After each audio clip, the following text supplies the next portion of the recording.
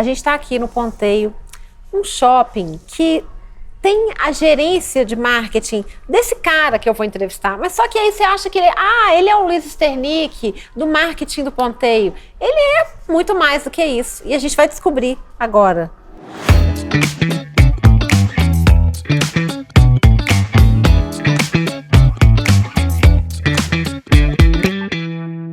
Que bom ter você aqui. Há quantos anos a gente se conhece? Olha, você era publicitária, você trabalhava na agência de publicidade. Uma menininha, até uma parece. menina bárbara, de uma cabeça sensacional. Ah, gente. Acompanho você, sua carreira, acompanho você desde então. Esse crescimento seu, essa credibilidade sua. Ah, obrigada. Você é uma mulher muito verdadeira nas coisas, você é uma mulher muito, né, que tem uma personalidade forte, né? É uma coisa que eu admiro em você, você sabe disso, já conversamos sobre isso, né? E assim, é um prazer estar aqui com você, eu que te agradeço, uma honra estar aqui com você agora. E a gente agradece pela recepção tão calorosa, né?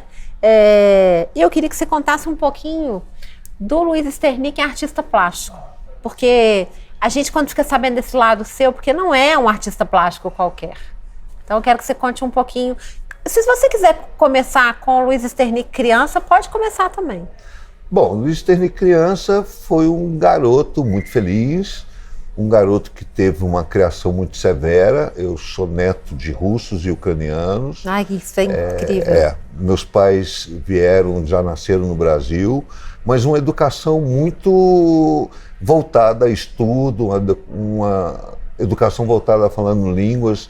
Tinha que falar a língua, fazer um esporte, tocar um instrumento que é piano, tinha que estudar, tinha que ler, enfim, uma educação muito privilegiada no sentido de meus pais eram pessoas muito cultas, tanto meu pai quanto minha mãe, pessoas que liam desesperadamente, livro lá em casa, se precisava, livro para baixo para cima, pessoas ligadas à ópera, pessoas ligadas à música, pessoas ligadas a teatro, pessoas ligadas à cultura, né?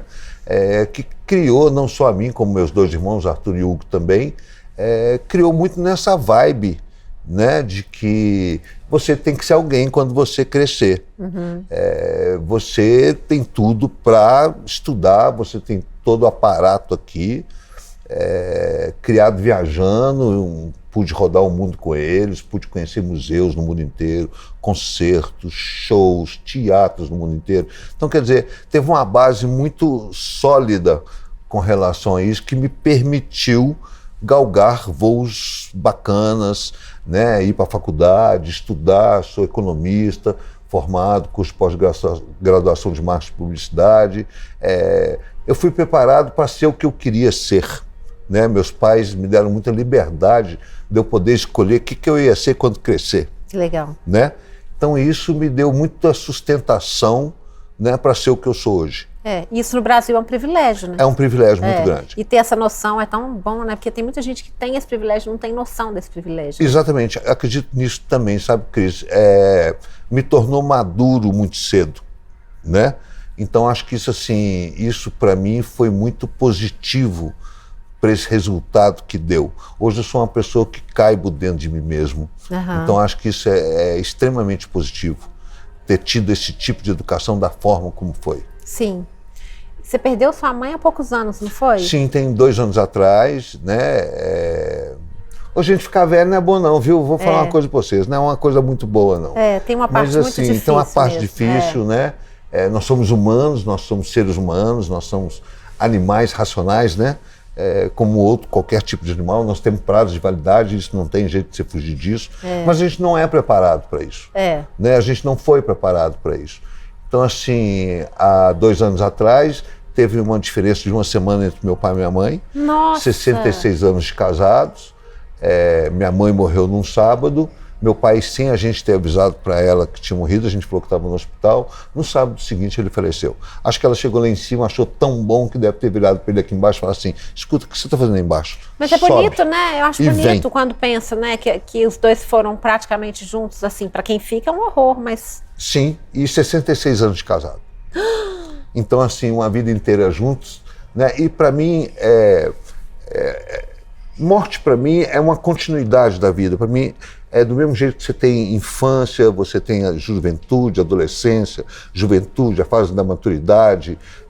A morte para mim é uma continuidade. Depois da morte tem alguma coisa. Para mim não é só isso aqui que está aqui, não é isso, né? Essa outra fase é uma fase que você se desprende desse peso, você se desprende daquilo que está te prendendo aqui, daquilo que te cerca, né? E passa por uma outra fase que eu acredito que é uma fase maravilhosa, porque eu acredito que você está perto de Deus. Então, assim, a gente tem que entender isso, a gente tem que aceitar isso, né? Minha criação e a forma de conviver com meus pais, Cris, não deixou fresta, não deixou aresta, não deixou buraco, não deixou nada, porque tudo foi resolvido em vida e com muita vida. Isso é maravilhoso, né? Isso me deixou em pé. Então, quer dizer, foram embora me deixando em pé, foram embora me preparado para encarar o mundo, foram embora me deixando consciente de que eu tinha que fazer, como que devia fazer, o legado que eles me deixaram, é uma coisa que, assim, eu honro muito, é uma coisa que, assim, e hoje eu lembro deles, um sorriso me aparece no rosto, não tem choro, nada. Não tem choro, não tem depressão, não tem nada. Na hora que eu paro, na hora que eu lembro, vem aquele sorriso no meu rosto, daquela coisa boa, daquela convivência familiar, né? Coisa tão difícil, né? É difícil, né? Então, é outro privilégio, né? Você ter tido pai e mãe que você lembra com carinho, com tudo bem resolvido, né? E que você conversa. E que existe conversa. Existe a fala, existe a comunicação, existe amor, existe carinho. Quantas e quantas vezes eu olhava para o olho da minha mãe sem mais nem menos, assim, não tinha dia das mães, dia dos pais, nada. Olhava para meu pai e minha mãe, simplesmente olhava e falava assim, te amo. Olhava dentro do olho. Então, assim, não faltou nada, foi tudo resolvido aqui mesmo, quando tinha que ter. Como é que eles vieram parar no Brasil? É porque eu fico tentando... Fugindo da guerra de Hitler. Então... Nós somos judeus russos, né? Tá. Toda a minha família é russa, toda descendência judaica, e tinha que fugir. E não existia neles uma certa dureza por causa disso? Porque não. Eu vejo em você uma pessoa tão elegante e tão carinhosa, e eu fico tentando investigar como que isso foi construído, porque tem uma origem, né? Porque não foi construído. Isso veio deles, veio desse legado deles, que eram pessoas assim extremamente sorridentes, amáveis, carinhosas.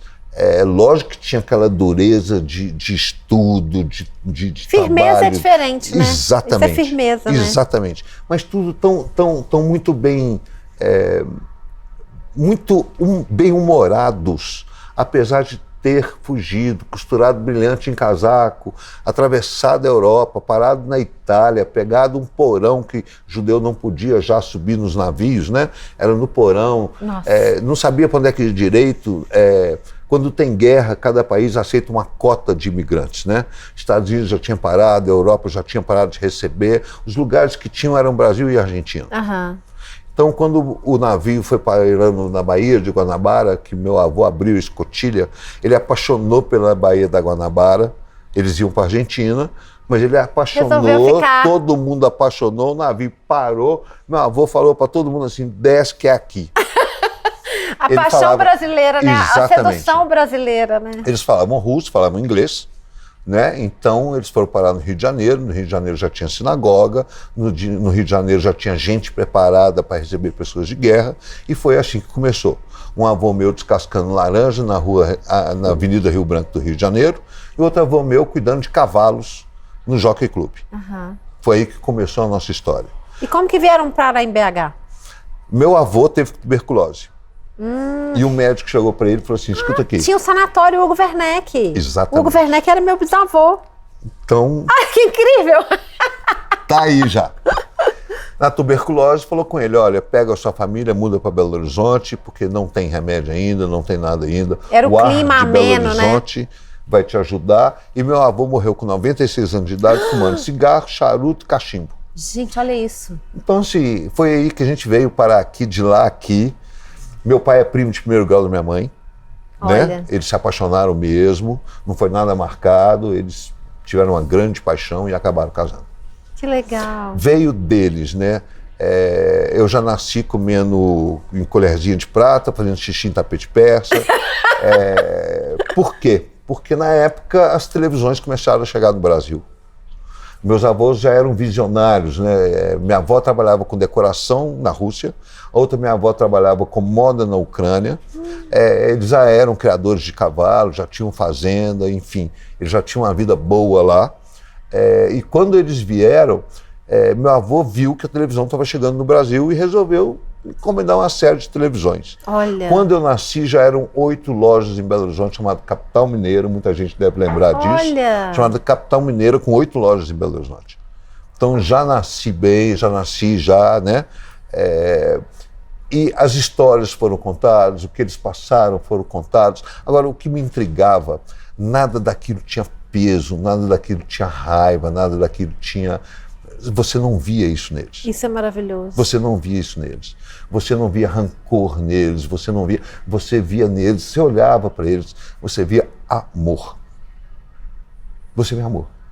A coisa que eu mais posso me lembrar da minha infância, da minha juventude, da minha adolescência, era o carinho e o amor que era aquela família. Era impressionante, uma coisa que me marca muito. Que coisa mais linda, né? Eu acho que isso determina tanto de quem você é, porque é uma coisa que eu sempre me lembro. Você sempre recebe com muito amor. Eu percebo isso em você. Está muito presente. Como isso é marcante, né? Como isso é grande, né? É uma coisa que faz parte da minha personalidade. Eu te falei, não foi construído. Nasceu assim. Aham. Né? Veio. Né? Uma osmose foi passando. E eu procurei aprender tudo com eles. Eu aprendi a escutar, eu aprendi a ver, eu aprendi a conversar, eu aprendi a lidar com a vida através deles. Eu te falei, foram pessoas que foram, mas me deixaram em pé e preparado. Sim. E a arte? Conta aí. A arte, eu acredito que foi de uma explosão. Eu sou workaholic, eu trabalho impressionante, né? Eu acordo 6 horas da manhã, eu gosto de trabalhar, eu gosto do que eu faço, né? E a gente vai trabalhando, não tira férias, não tem isso, não tem aquilo. E na hora que você vê, você chega num estágio de estresse, você não cuida e aí vai pro pânico. Né? Eu tive a doença do pânico, eu tinha 28 anos de idade, 29 anos de idade. Nossa. Eu lembro que só tinha Prozac de remédio na época, não tinha outra coisa. Que já era uma novidade, né? Era recente, Exatamente. Né? Eu lembro que meu pai mandou trazer dos Estados Unidos Prozac. O Brasil ainda não permitia Prozac. Então, assim, trouxe dos Estados Unidos, enfim. E fui fazer terapia. Na terapia, eu pude aprender, Cris, que quando você está num estado desse, o único jeito de sair dele é você transbordar. É você ir além de si. Né? E eu fazia muito já, não só no Ponteio, como já tinha outros shoppings que eu trabalhava. Eu também vim de agência de publicidade. Grande Edgar Mello foi meu mestre. Sim. Um grande publicitário, uma pessoa... Meu primeiro estágio foi na ASA. A ASA foi meu primeiro emprego. Que legal, que legal. Então foi uma pessoa que me ensinou tudo que eu sei de publicidade e marketing. E aí, vindo para os shoppings, vindo para o Ponteio, fazendo eventos, né? Meu pai também e minha mãe eram muito ligados à arte, né? Eu comecei a fazer eventos de arte, exposições de arte, cursos de história da arte para decoradores que eu participava. Enfim, na hora que eu vi, eu falei, quer saber de uma coisa? Uma hora ainda vou mexer com isso. E eu tive um sonho. Eu sonhei que eu estava pintando 2 quadros em Montmartre, em Paris, onde se reúnem artistas plásticos não conhecidos, né? Hoje não conhecidos. Você sonhou que você era o Toulouse-Lautrec. Não, eu sonhei que era um pintor que estava pintando 2 quadros. Acordei do sonho e me deu na cabeça assim, compra tela, compra tinta, pinta esses 2 quadros, que você lembra como é que é? Lembro, pensei, lembro. Pinta. E eu pintei esses 2 quadros. Você nunca tinha pintado antes? Nunca. Eu pintei esses 2 quadros e para secar eu botei na parede da minha casa. Adorei. Na época, eu não trabalhava no escritório, que eu estava com esse pânico, mas eu já estava melhorando, comecei a trabalhar em casa e fui procurado pelo cineasta Walter Salles para lançar a Central do Brasil. Sim. Que foi lançado primeiro em Belo Horizonte. Eu fui no lançamento. Aqui. Porque Walter Salles é de Poços de Caldas. Walter Salles é mineiro. Olha só. Walter Salles, a família de Walter Salles, o pai do Walter Salles era um dos maiores colecionadores de arte do país. Sim. Né? E aí encontrei com o Walter Salles, começamos a conversar, bater papo. Eu estou vendo que o Walter Salles não olhava para o meu olho, ele olhava para cima e eu não entendia o que é que ele está olhando, o que é que Tem ele um está trem olhando. secando ali. Aí, de repente, parei e falei, Walter, você não está olhando para o meu olho? O que está acontecendo? É algum problema? Ele falou, não, tem 2 quadros tão lindos atrás aí de você, eu sou colecionador de arte. Que incrível! Mas estão tão lindos que eu não consigo tirar o olho deles. Desculpa, Luiz, desculpa. De quem que são esses quadros? Eu falei, meu. Ele falou, como assim? Você não me falou que você é artista, não? Eu falei, Walter, nem eu sei que eu sou artista. Eu simplesmente pintei 2 quadros. Ele falou, mas você não pode parar de pintar. De jeito nenhum você vai parar de pintar. Te incentiva a parar de pintar, a não parar de pintar, os quadros são maravilhosos. Enfim, começamos a conversar, tivemos a primeira conversa. Eu falei com ele que na hora que eu não estava trabalhando, mas que 1, 2 meses depois eu estaria trabalhando.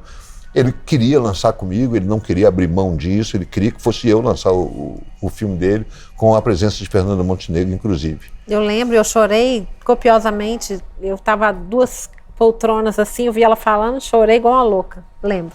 E aí, ok, e aí combinamos, vamos encontrar no Rio de Janeiro pra gente conversar direito, pra gente bater papo direito, né? Você tá aí em casa, em vez de ficar em casa, dá um pulo no Rio de Janeiro, toma um banho de mar, sai desse trem que você tá e vamos embora. E dito e feito. Encontramos no Copacabana Palace, fiquei hospitado lá, encontramos na piscina e batendo um papo. E aí, em vez de falar de filme, nós ficamos falando de arte. E aquilo me encantou tremendamente. E ele falando comigo, Luiz, estuda arte, faz curso de história da arte, faz curso de desenho, faz curso de pintura, faz curso disso, faz curso daquilo, por lá. E aí conversamos, e aí, Luiz, vamos agora passar para o cinema, porque assim, eu preciso ver agora com você, mas... Tem coisas objetivas para serem resolvidas. Exatamente, mas aquilo ficou de mim. Eu sabia que o Walter Salles não ia falar aquilo para me agradar, ele não precisa agradar ninguém, ele não precisa disso. Claro. E senti que foi verdade da parte dele. Depois dessa conversa, isso já tem mais de 25 anos, eu entrei para a História da Arte, eu estudei arte durante 25 anos na minha vida, eu comecei a pintar quadros, Guiomar Lobato, que é uma curadora mineira extraordinária, viu uma entrevista minha com Walter Salles, da gente conversando sobre isso inclusive, me procurou e olhou os quadros, apaixonou, falou, vamos fazer nossa exposição no PIC. Falei, vamos. Achei que assim, minha família ia na exposição do PIC. Na hora que eu vi tinha 900 pessoas, eu vendi os quadros, 12 quadros em 10 minutos. Em 10 minutos. Gente, dá um filme isso. Em 10 minutos. Essa história dá um filme. Em 10 minutos. E aí eu fiquei com febre, né? E começou a chegar televisão, e começou a chegar rádios, e começou a chegar jornalistas, começou a chegar jornalistas e críticos especializados, e etc. e tudo. Eu lembro que eu saí de lá, meu pai me carregando para casa com uma febre enorme, delírio. Você tinha quantos anos na época? 20, 30 anos, 30 e poucos anos. Né? Hoje eu estou com 63 anos, graças a Deus. E aí eu comecei a pintar, foi a primeira exposição, na hora que eu vi galerias começaram a me chamar, na hora que eu vi São Paulo começou a chamar, Rio começou a chamar, Brasília começou a chamar, fui me envolvendo com a arte, fui apaixonando com a arte, fui apaixonando, e de repente eu recebo um e-mail de Nova York, do BEA de Nova York, que é o Instituto Brasileiro de Nova York, que lança livros, lança filme, Fernando Henrique Cardoso, né, da Pinhon, Gilberto Gil, enfim, uma série, um palco de apresentações para o mundo em Nova York, que o Brasil se abre para isso, me convidando para fazer uma exposição. Logo eu viajando, sempre gostei de viajar, na hora eu aceitei, me preparei uma exposição bacana e fui. Chegando lá, quem me recebe? Um artista plástico chamado René Nascimento, que alguns anos atrás eu tinha trago ele para o Ponteio, ele chegou aqui, ele não era um artista conhecido, eu vi as maravilhas das obras dele, resolvi fazer uma exposição dele e vendemos todos os quadros. René foi extremamente bem assistido pela crítica mineira e brasileira, René começou a fazer sucesso, René pôde comprar uma casa para a mãe dele, René pôde botar a irmã dele para estudar advocacia, René não sabia o que fazia para me agradar e durante um tempo depois eu não vi mais René. Eu não sabia onde é que ele estava. Quando eu cheguei no BEA, quem é que estava abrindo a porta? Olha que incrível, era o gente. René abriu a porta, simplesmente olhou para minha cara e falou assim, eu vou te devolver tudo que você fez comigo na minha vida. Olha que coisa Todas mais linda. as portas que você abriu, todas as pessoas que você me apresentou, toda a arte que você me fez vender. Eu tenho uma gratidão com você, porque assim, eu não passei mais fome, eu comprei uma casa para minha mãe, quem é minha advogada hoje é minha irmã, eu que paguei a faculdade com meus quadros para ela, o que você me ajudou não está no gibi, eu casei, mudei, estou morando em Nova York e eu que administro essa galeria. Olha que legal. Eu quis te pegar de surpresa, não quis escrever meu nome, que eu quis que na hora que você viesse, você desse de cara comigo e eu te devolvesse tudo. Na minha exposição em Nova York, geralmente antes das exposições de artistas plásticos em Nova York, você faz um speech, uma pequena palestra para falar de você, para falar de obras. E aí eu comecei a falar, eu não sabia quem estava na plateia, não fazia a mínima ideia quem estava na plateia. Enfim, na plateia, depois que eu fiquei sabendo, né, tinham curadores de museus, galeristas, jornalistas, New York Times, Washington Post, Time, enfim, ele botou todo mundo que ele conhecia, que ele tinha acesso dentro de uma sala. Eu não fazia a mínima ideia onde é que eu estava e com quem que eu estava, e acho que por isso que Talvez foi tão natural. Né? Foi tão natural, Cris, foi tão natural que na hora que eu vi, assim, eu vi gente levantando, batendo palma, e na hora que eu vi, os quadros já estavam sumindo de vender. Gente, que incrível. Ele começou a me apresentar pessoas, eu dando cartão, distribuindo cartão, e de repente eu comecei a ver pessoas assim, eu queria que você exposse na minha galeria. Eu queria que você exposse na minha galeria. Não, vem cá que eu quero uma exposição, eu quero uma exposição, eu quero uma exposição.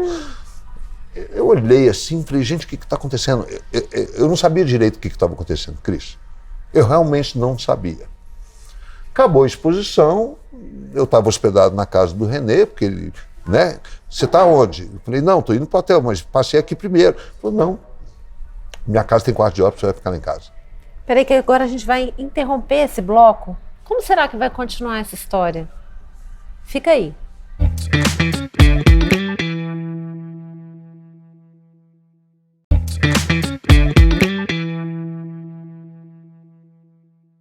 E a gente está de volta aqui com o João Cacheta. A gente estava falando sobre os materiais. Você falou do metal, não foi isso? A gente estava falando dos materiais imobiliários. Utilizados para a ideia do processo construtivo de um design moderno, né? Nesse momento a gente vai ter uma técnica se expandindo e descobrindo, né, novos caminhos, e a gente tem o metal, que é uma das novidades, a gente poderia dizer, porque se imaginarmos o que veio de fora antes, que veio de Portugal, veio da Europa, muito mobiliário feito com entalhes e muita de madeira, né? Muita madeira. E nós somos descendentes de portugueses. Os portugueses são exímios marceneiros. Ah, eu não sabia disso. Eles trouxeram uma marcenaria e levaram para onde foram. As técnicas e processos de marcenaria, assim como um ofício maravilhoso, né? E, no entanto, a gente tem uma gama de cadeiras que foram feitas através de cópias. Chegavam as cadeiras de fora e o Brasil, com uma extensa, né, faixa territorial, muita casa, todo mundo precisando de mobiliar. Então esse mobiliário, eles começavam a ser copiados, né? E aí esse estilo a gente chama de ecletismo, que elas são ecléticas, que elas não são nem uma coisa nem outra. Que vai também guardar a inventividade brasileira, né? O brasileiro sempre criativo vai demonstrar novidades nisso também. E isso passa para o modernismo. Só que isso passa para o modernismo com um grande diferencial, que o projeto modernista, ele acontece junto com a escola de design, né? Então o design, ele tem esse teor de ser modernista a princípio. Uhum. E a gente vai ter uma técnica que ela necessita ser industrial. Então ela abandona um pouco as artesanias ela tem uma parte que é muito artesanal, né? Mas ela tem um processo que ele passa a ser industrial. Se ele passa a ser industrial, ele então tem o vigor de um projeto. E aí está o diferencial, né? Então a gente vai ter este mobiliário, né? Sendo produzido no Brasil para abastecer ali a nova capital. E aí há um florescimento absoluto. Mas a gente deve acreditar muito a esse início do conjunto modernista da Pampulha, porque tem um dos equipamentos que foi feito para residência, ou seja, uma convivência contínua com o mobiliário que estava sendo colocado ali. Que lindo, né? É Então, quase que assim a vida, né? O que estava inspirando era a vida real. O que estava inspirando era a vida real e o que estava sendo experimentado era o modernismo de fato. Uhum. Que eu considero como obra de arte total, porque ali você vai ter tanto a arte, pintura, você tem um painel na entrada, né? Você tem um painel na entrada, você tem um mobiliário, você tem os jardins de Guilherme O painel da entrada é do Volpe, se não me engano, não é? Do Volpe e também é um de azulejos. E também tem, assina junto o Zanini também. Gente! Assina junto o Zanini. E é muito impressionante você ver aquele conjunto todo, todos os, como se a gente pudesse pegar e separar como documentos, né? O paisagismo, a obra de arte, a arquitetura e o design, se repetindo em outros equipamentos, que a gente vai ter Brasília Pois é, se fazendo. Eu acho que a Pampulha pode ter servido como um grande encorajador do JK na questão de Brasília, né? JK fez uma maquete, maquete é sacanagem falar isso. Ele viu que deu certo, né? Ele viu que deu certo. É também estratégia do JK ter uma casa lá na Pampulha, porque ele atrairia o JK. Ele tinha que dar o exemplo. O JK era carismático, né? Então, quem não queria ser vizinho do JK? Então, ele tem uma casa que é modernista, né? Então, ele vai atrair, né, para que o bairro de fato aconteça. E o bairro acontece no entorno. Tem uma espécie também de modelo americano, daqueles bairros americanos, onde você tem o jardim, né, na frente da casa, a casa um pouco mais afastada, as cerquinhas baixas, cerca baixa, né? É verdade. É uma quase que um American Way of Life, Tupiniquim brasileiro que ele estava pretendendo ali. Isso de fato acontece, naquela época isso acontece, e era respeitado o limite, né? Mas quando eu penso que a vovó foi morar naquela casa, porque antes era casa de fim de semana, depois a vovó morreu em 77, e aí ela foi morar naquela casa, nos anos 90 provavelmente, e ali ficou até o fim da vida, e ela falava, sou devota de Padre Eustáquio. Eu acho que Padre Eustáquio deu uma protegida Acompanhou. boa, porque aquele portãozinho ali, uma casa toda de vidro, né, com a fachada toda de vidro. Mas eu acho também que Dona Juraci deve ter gozado de um tempo de respeito. Não é? Onde o limite está definido ali. Então, isso é relato, inclusive, de outras pessoas. O bairro Cidade Jardim, que tem casas também modernistas. Sim. Né? Isso é o relato de um morador do bairro, deste bairro, do Cidade Jardim, que me falou uma vez que as pessoas tinham um respeito de não adentrar. Então, isso é talvez muito... pelas distâncias, pelas dimensões, não né? acho que era pelas distâncias, era pelo respeito mesmo, porque é a casa do outro. Então você chama e vai ser atendido. Porque existe uma distância entre você tocar uma campainha e ser atendido por uma porta que está na sua frente. É verdade. E que alguém que escutar, que talvez possa estar lá no quintal. Né? Então tinha esse costume entre as pessoas. Era uma outra época, né, Cris? A gente outra época, exatamente. Podemos pensar nesse sentido. Mas a vovó, né? ela viveu até 2004. Ela já pegou um tempo de muito assalto, de muita violência. Então, assim, a gente temia por ela, mas ela falava, não, Padre Eustáquio protege. Sinal da força e da fé. Eu acho também. corre a boca pequena que a dona Sara não gostava da Pampulha. Ela achava longe, né? E eu mesma, quando ia para casa da vovó e do vovô aos domingos, a gente falava, nós vamos para Pampulha? Aí eu falava, mãe, a gente vai voltar para Belo Horizonte, né? Então, para nós, Pampulha era um lugar longe. Hoje em dia é natural, né? Estudei na Fafiche, na Pampulha, metade do meu curso de comunicação. E aí eu fico pensando o que deve ter significado o conjunto arquitetônico da Pampulha, né? E a própria arquitetura modernista para as pessoas que viviam em outro tipo de arquitetura, com outros tipos de mobiliário. Será que naquela época ele foi entendido ou causou muito estranhamento? O modernismo tem uma coisa misteriosa, assim, porque ele não foi entendido na construção do edifício Capanema pelos críticos, né? Acharam que aquilo foi dinheiro mal aplicado, falaram muito mal e necessitou de uma comitiva de imprensa americana vir conferir esse edifício que tinha sido feito pelos conceitos do Le Corbusier. Uhum. E aí, quando eles saíram e foram, eles divulgaram assim, que ficaram impressionados com o resultado, né? Teceram de elogios. E aí, né, deu-se a mão à palmatória, né? Então, assim, falei bobagem, né? Então, vamos apagar isso, vamos construir outra verdade. E aí, o modernismo, ele se infiltrou, né? Ele se infiltrou de uma maneira muito rápida dentro de um conceito que é pensar também que Brasília foi transformadora para o Brasil, né? E Brasília é a nossa fase modernista.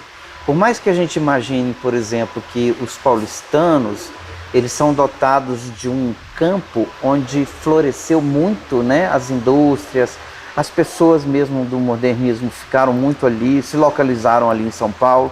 Você tem um arquivo material muito grande das casas paulistanas com mobiliário modernista, mas só isso não bastava para a gente ter esse entendimento do significado que o modernismo trouxe para uma nação como o Brasil. A capital Brasília que trouxe essa resposta. Nós entramos de fato no mapa, não pelo modernismo, mas o modernismo e o espírito do tempo começou a mostrar o Brasil. E é um Brasil profundo, né? Vai para o meio do Brasil e traz uma arquitetura modernista, ou seja, vamos fazer o Brasil ficar moderno no Brasil profundo. Isso é muito ousado, é muito ousado. É muito arriscado também. Muito arriscado. E é interessante, assim, Cris, você vê que no interior desta época tentou-se uma arquitetura também modernista, né? E aí a gente tem uma arquitetura especialmente kitsch. Exato, né? Teve uma exposição na Casa Kubitschek, você deve ter visto, que eram fotos de várias casas de Belo Horizonte, em que provavelmente que não tiveram envolvimento de um arquiteto ou de um engenheiro, que provavelmente foram feitas por mestre de obras que falavam, vamos fazer desse jeito. Acho tão incrível isso. Sim, o JK era chamado de presidente Bossa Nova.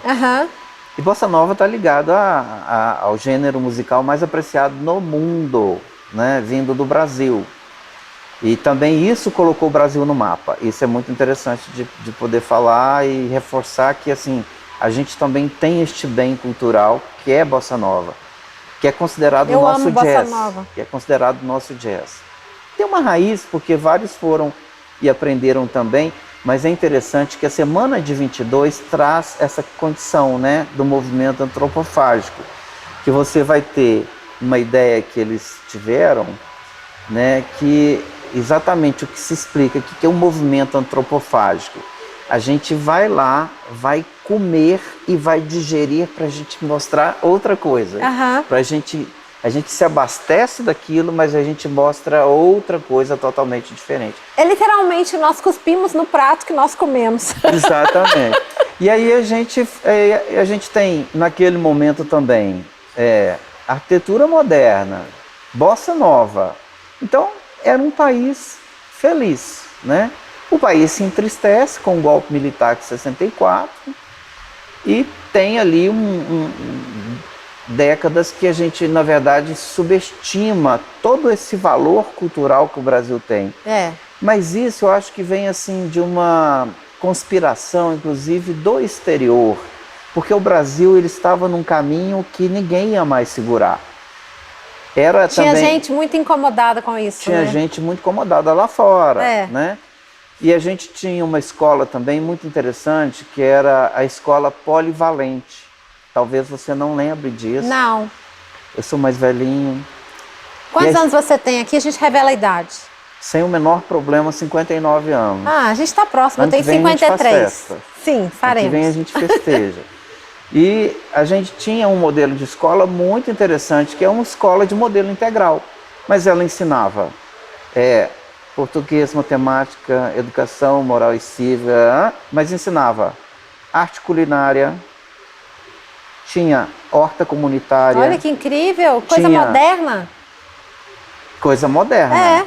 Tinha os esportes todos, porque quase toda escola polivalente tinha um ginásio, eram escolas amplas, os alunos entravam cedo e saíam no final da tarde.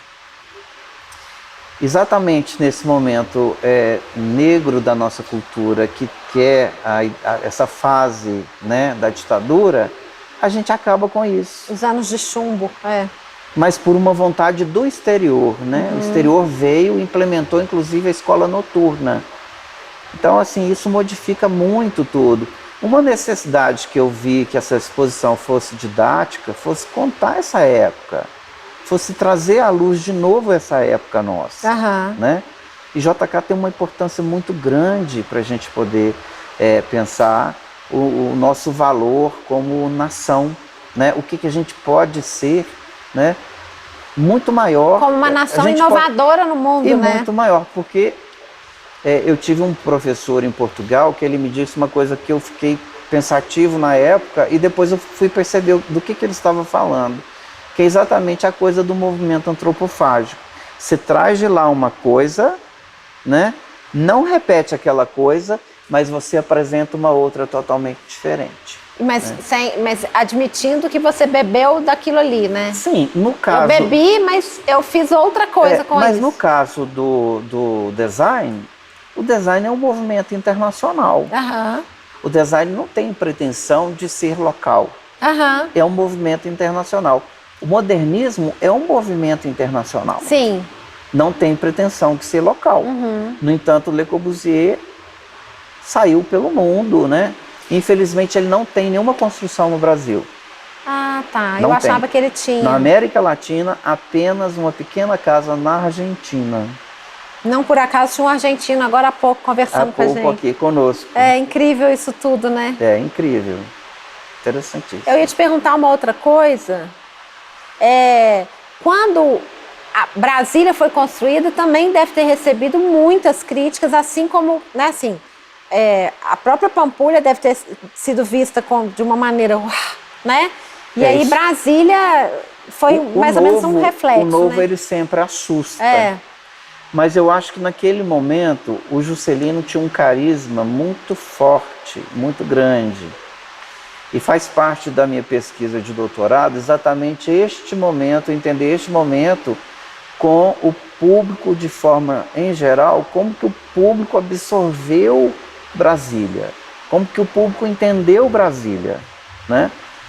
E então Brasília a gente conhece que é uma terra que inclusive que não tinha nativos naquele tempo, foram chamados de candangos, que eram as pessoas que foram construir Brasília. Que muitos vindos do Nordeste, né? Do Brasil inteiro. Ah, tá. Do Brasil inteiro, mas tinha muito do Nordeste também. A gente vai ter em Brasília também o Museu do Candango, que ele é localizado também num assentamento de construtores. O que eu acho muito interessante que isso permaneceu, né? Isso permaneceu para contar a história. E o Museu do Candango também é muito interessante e vale a pena muito ir, porque está ali as raízes. Porque por mais que a deve ser bem gente seja, interessante. por mais que a gente seja moderno, seja modernista, a gente vai ter uma raiz brasileira de uma maravilhosa mistura. Né? A gente não tem, e essa mistura é que eu acho que faz, que traz para a gente a oportunidade da gente se transformar uma grande nação.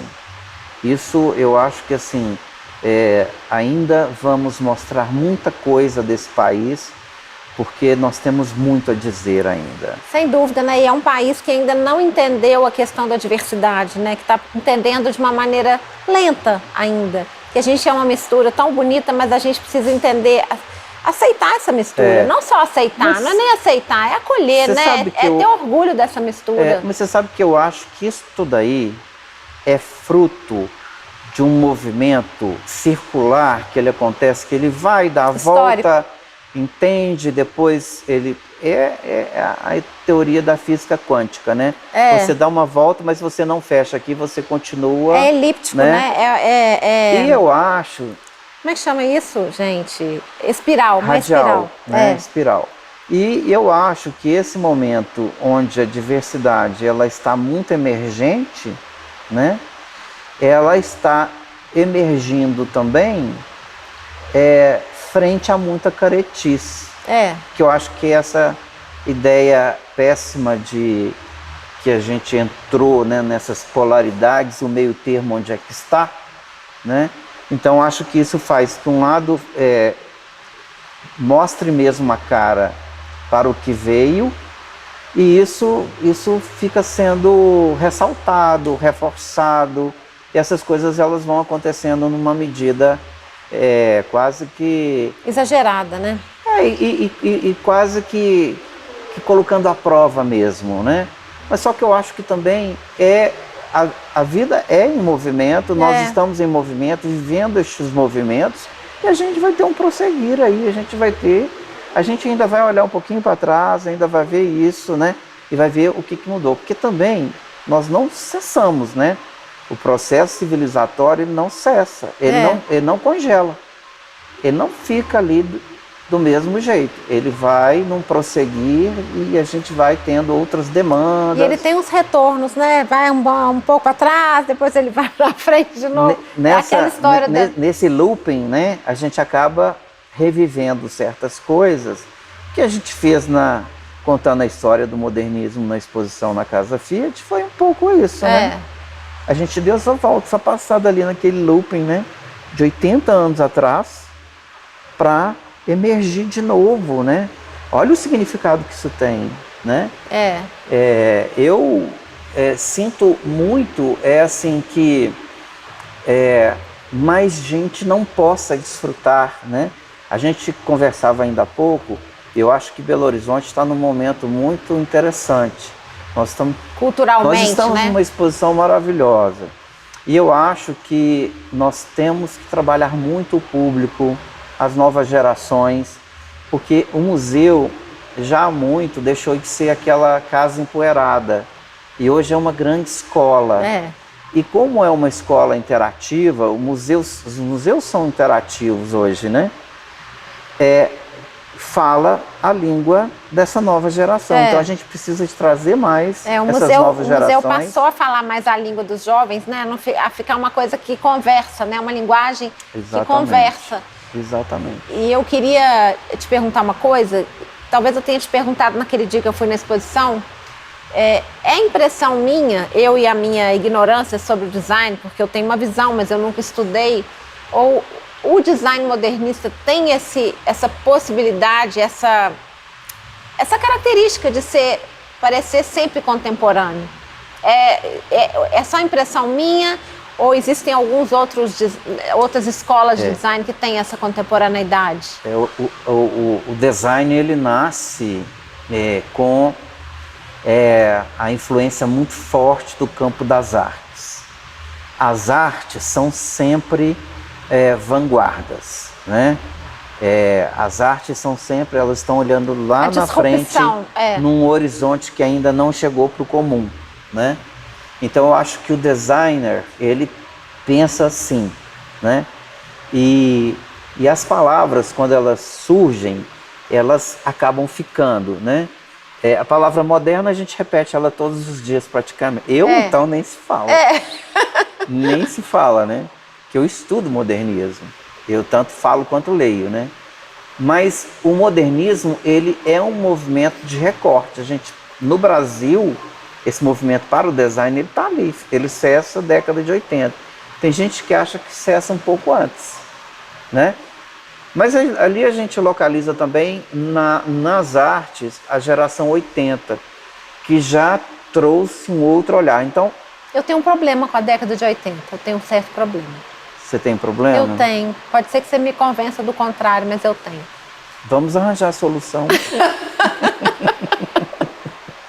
Desculpa que eu te interrompi. Não, vamos falar da década de 80. A década de 80 é muito interessante porque é um tempo em que o Brasil, o jovem começou a ver um outro país. Ali estava a abertura política. É verdade, tem esse lado, né? Nós temos o rock nacional nascendo Talvez ali. porque as coisas tenham melhorado, a arte não foi assim tão legal. Não, tem arte boa, viu? Eu tô brincando, eu tô tem brincando. Leonilson, tem arte tem boa. Sim, tem arte sim. boa. Tem uma exposição que o Itaú Cultural fez, inclusive tem um documentário, eu vou te emprestar, vou mudar a sua opinião, que se chama Geração 80. Tem o Emanuel Nassar, tem um olhar muito interessante, também muito brasileiro, né? Muito interessante. A gente tem sempre coisas boas, né? Nem tudo é tão ruim. Né? Obrigada. Sempre, né? A gente tem sempre coisas boas e as coisas elas vão acontecendo também dentro das suas possibilidades, né? O espírito do tempo é que traz mesmo a possibilidade da criação daquilo que está sendo criado naquele momento, né? E é o entorno que nos faz pensar assim e agir assim e criar assim, né? E aí né, o nosso tempo acabou, olha só. Eu vi algum sinalzinho. Não é nada moderno esse negócio do tempo acabar. Eu acho que não tá bom, mas tudo bem. O tempo não acaba. Olha só, é física quântica. Ele prossegue. A gente é que tem que acabar aqui. A gente é que termina agora a nossa entrevista. Adorei, foi uma aula e tanto. Mais uma. Obrigado, Obrigada. obrigado. Sempre à disposição.